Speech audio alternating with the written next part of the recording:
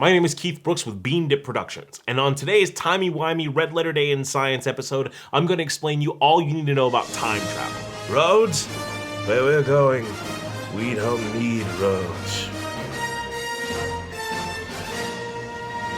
Time travel is a theoretical concept that in its simplest form is the idea of moving from one point in time to another. In ancient Hindu mythology, the king Balvada Kakudmi travels to the heavens to meet Brahma. When he returns, a day has passed for him, but thousands of years have passed on Earth. An early fictional work that discusses time travel backwards is 1733's Memoirs of the 20th Century by Samuel Madden. The book is a collection of letters by British ambassadors, purportedly written in 1997 and 1998, that were brought back in time by a guardian angel, like a divine, time-traveling postman. Yet the first story featuring time travel via machine was 1881's The Clock That Went Backward. 14 years later, H.G. Wells would write the novel that coined the phrase time machine itself. The idea of time traveling has become a prevalent concept throughout fiction, but allow me to explain some of the core concepts of the science of time travel. Let's start with the theory of relativity.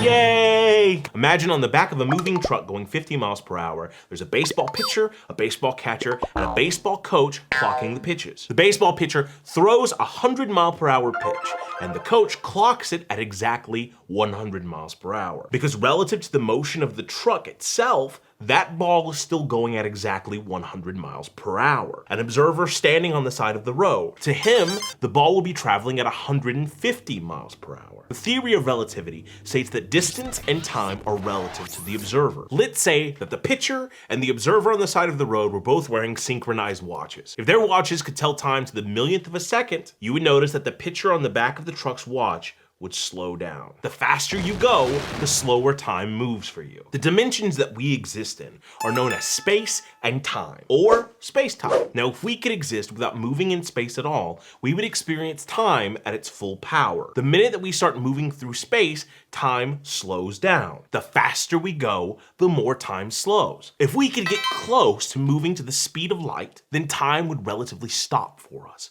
And if we could go faster than the speed of light, we could escape time itself. A world line, for the lack of a better term, is the journey of a single object, everything that it will do throughout the course of time. A closed time-like curve, or a CTC, is a specific world line where it loops back to its original starting point. There's two theoretical options for the way time travel could work here. Imagine it like a circle. You see my Batman cut? Cool. This is point A, this is point B. You can go from point A to point B, back and forth, though they could be years and years apart.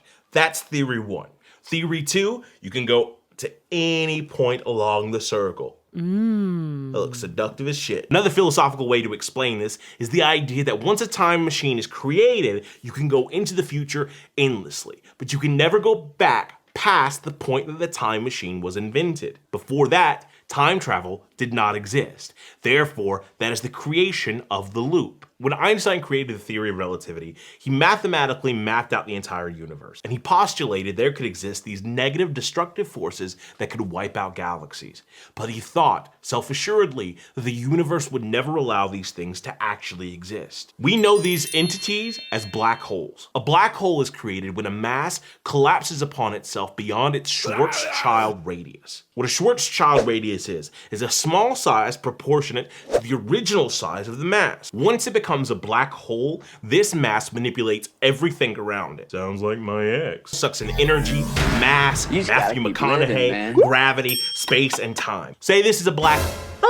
I'm gonna use the dry clock now. If a spaceship could manage to get into the orbit of the black hole without collapsing inside and travel around the black hole, time for them would slow down, while to the rest of the galaxy, it would be traveling at its normal speed. Thus, our travelers would be traveling into the future. Then we have the theoretical wormhole, named after what worms do to apples. Pathway in the cosmos. Now that could be just on the other side of the galaxy, or it could be 175,000 years ago. But wormholes are actually very, very tiny, and it would require massive amounts of energy to open them and keep them open long enough to travel through them. The Alcubierre drive is basically science's response to science fiction's warp drive. The notion is you're traveling through space in some sort of device, and you compress space-time in front of you, and you expand space-time behind you. This idea pulls and simultaneously pushes you throughout space-time. Another potential solution to time travel is moving around an object really, really fast. Not like any object, like not a toaster. Idea for a movie: spin around a toaster to go back in time. The Tipler cylinder is a theoretical idea of creating an infinitely long cylinder. If we could go around it at a high velocity spiraling, it would allow us to go back into the past.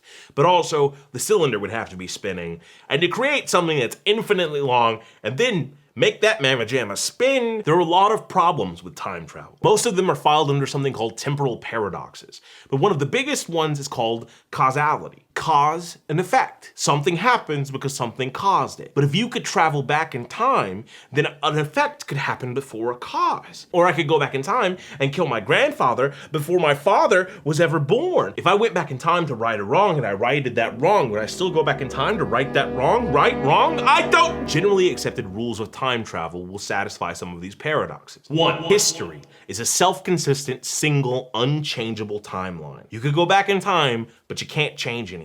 This is best exemplified by the Knocklov self-consistency principle and a 1985 episode of The Twilight Zone. A man is born in the 70s and he loves Elvis Presley, so he becomes an Elvis impersonator. Then he accidentally goes back in time and accidentally kills the man born as Elvis Aaron Presley. So he assumes Elvis Aaron Presley's life. So he becomes the inspiration for a man born in the 70s to become an Elvis impersonator. That's the way it always was.